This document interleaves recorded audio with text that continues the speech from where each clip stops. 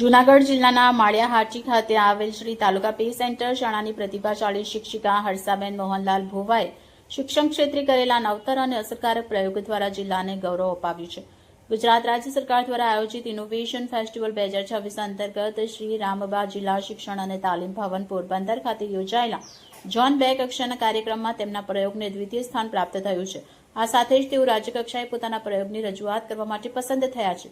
Zone 2 કક્ષાના કાર્યક્રમમાં પોરબંદર, જામનગર, દેવભૂમિ, દ્વારકા, જૂનાગઢ, ગીર સોમનાથ અને અમરેલી એમ કુલ 6 જિલ્લાઓનો સમાવેશ થયો હતો. જિલ્લા કક્ષાએ પ્રથમ આવેલ શ્રેષ્ઠ પ્રયોગોને અહીં રજૂ કરવામાં આવ્યા હતા. વર્ગખંડથી સમાજ સુધીના મુખ્ય વિચાર સાથે યોજાયેલા ઇનોવેશન ફેસ્ટિવલમાં શિક્ષણ ક્ષેત્રની નવીનતા અને શ્રેષ્ઠ શૈક્ષણિક પ્રયાસોને પ્રદર્શિત કરવામાં આવ્યા હતા. શિક્ષકો દ્વારા વર્ગખંડમાં અપનાવાયેલી સર્જનાત્મક પદ્ધતિઓને સમાજ સમક્ષ અસરકારક રીતે રજૂ કરવામાં આવી હતી. નેશનલ એજ્યુકેશન પોલિસી 2020 અંતર્ગત નિર્ધારિત અધ્યયન નિષ્પત્તિઓ પ્રાપ્ત થાય તે હેતુથી હર્ષાબેન ભુવાને અંગ્રેજી વિષયમાં વિદ્યાર્થીઓને પડતા મુશ્કેલ મુદ્દાઓને સરળ બનાવતો નવતર પ્રયોગ તૈયાર કર્યો છે.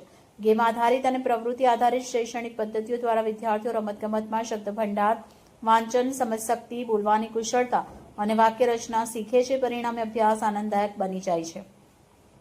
વિદ્યાર્થીઓમાં આત્મવિશ્વાસ, સર્જનાત્મકતા તથા સક્રિય ભાગીદારીમાં નોંધપાત્ર વધારો થયો છે. Reporter Harsh Bada, A to Z news, Keshod.